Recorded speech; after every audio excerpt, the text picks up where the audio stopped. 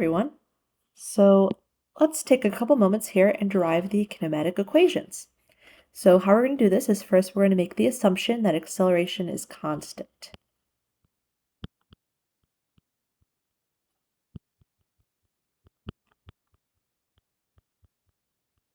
All right, so making this assumption is going to be helpful because anytime we have acceleration in an equation, we know that it's just some number and it's not going to change in our equations.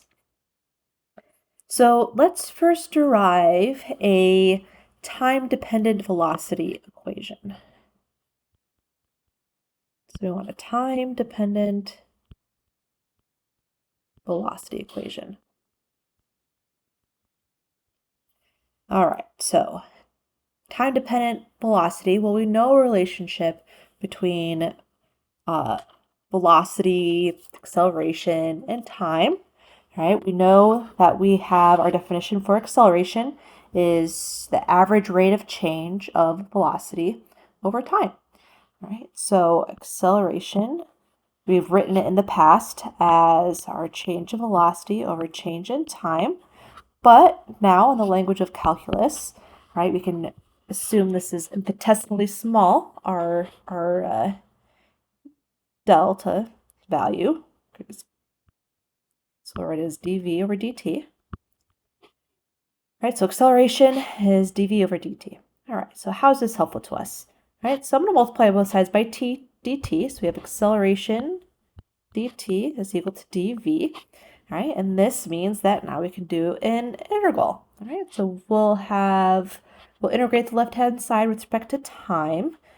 So we'll have our integral range from t naught, which will be value of 0 for most of the time. We start at time 0, to, just for the sake of not confusing our notation, we'll say our final time is tf. All right, so we have a dt on the left-hand side here. Right-hand side, we have the integral of dv from v naught to vf. Right.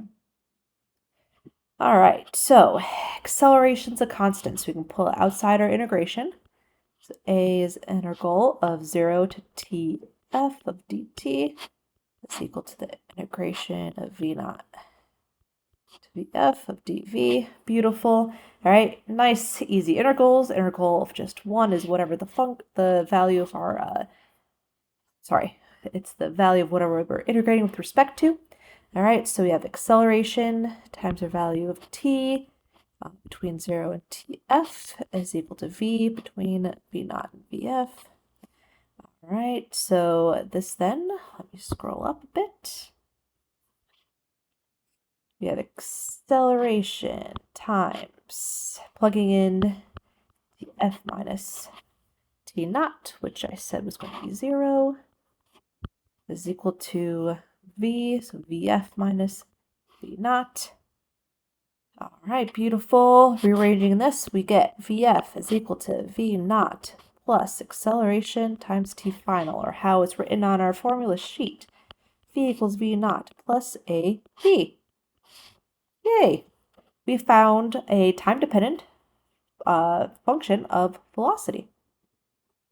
All right, so our first kinematic equation. The second kinematic equation we can derive is very similarly. All right, let me scroll down.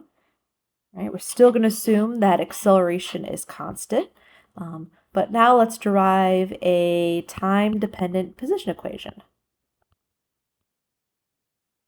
Can't spell dependent. Actually, is it dependent? Dependent. Oops. Sorry about that. So a time-dependent position equation.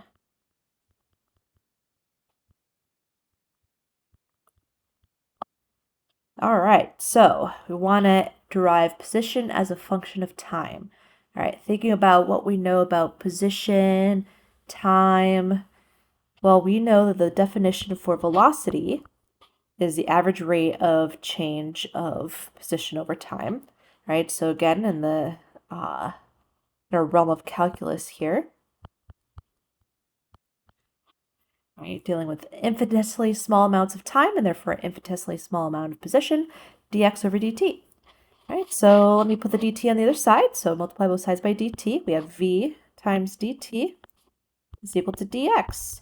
All right, velocity this time, unlike before in our derivation, is not a constant value. Right? We know acceleration is constant, but not velocity. But if you look, we have an equation for velocity that we can plug in. Our velocity is, I'm going to write it in our previous language, if you will, vf b naught plus at dt is equal to dx. All right, so now we have something we can integrate. I'm going to integrate my left-hand side with respect to time. So the integral between time equals to 0 to whatever the final time is of v naught plus at is equal to the integral of dx between our bounds of x naught and xf, our initial and final position. All right, left-hand side, integrating here, the integral of v naught, well, that's just a constant. So then we have v naught times t plus a times t. Well, acceleration is just a constant, right? And the integral of t is 1/2 t squared. So we have 1/2 a t, all right? All this is between the bounds of 0 and tf. And that's equal to my right-hand side here. The integral of 1 with respect to x is just x between our bounds of x naught and xf.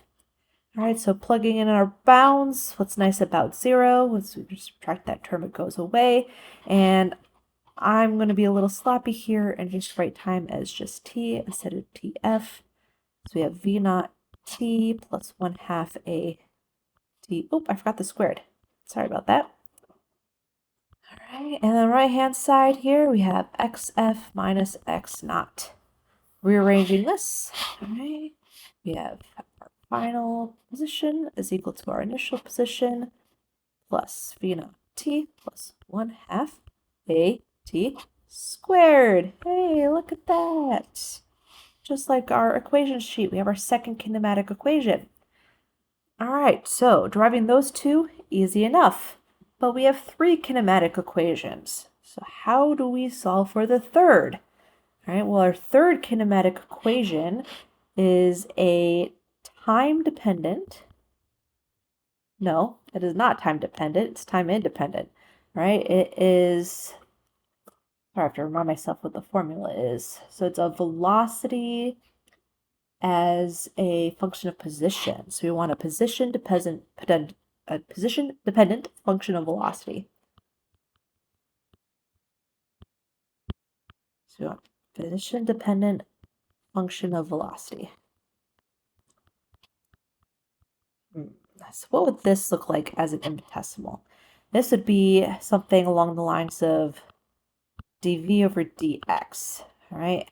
Our velocity depends on position, all right? Well, how could we do this? Well, we're going to do a little math trick here, all right? Something that we like to do in physics class. All right, we're going to multiply by 1. So dv over dx times 1. But I'm going to write my number 1 as in a very leading way. I'm going to write 1 as dt over dt. Okay. This is just multiplying by 1. All right, so I haven't changed the function value whatsoever. All right, but this is going to be helpful for us, as we'll see in a moment. So my left-hand side here is still dv over dx. My right-hand side here, I'm going to just reorder by multiplying things here. So we have dv divided by dt is multiplied by dt over dx. All right, so same thing, I just flipped around where my denominator was, the order, which is fine to do because it's just multiplying. And why did we do this? Well, dv over dt. That's our definition of acceleration, right? Accelerations are change in velocity over change in time. delta V over delta t, dV over dt when it comes to infinitesimals, right? And then we have dt over dx. Well, that right off the bat doesn't look very familiar, except for we do know what dx over dt is, right? Dx over dt is our definition for velocity. So this here is just a value of 1 over velocity. Oh, that's very helpful. So we have left-hand side, dv over dx is equal to acceleration divided by velocity. All right, so I'm going to cross multiply by here. So we have v times dv, right? So this will separate our variables, is equal to a times dx. Remember, a is just a constant, right? V is not a constant.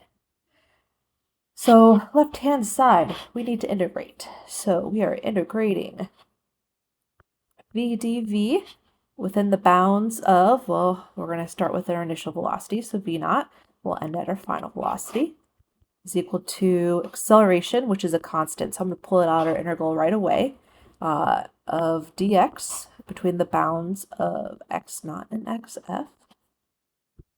Scroll up here a little bit. All right, we know that the integral of v is going to be 1/2 v squared. That's between the bounds of v naught and vf. The integral of 1 is just x here. So x between the bounds of x naught and xf. All right, so here we have 1/2 vf squared minus v naught squared is equal to a times xf minus x naught. All right, I want to move this 1/2 over to the other side. So vf squared minus v naught squared is 2a xf minus x naught,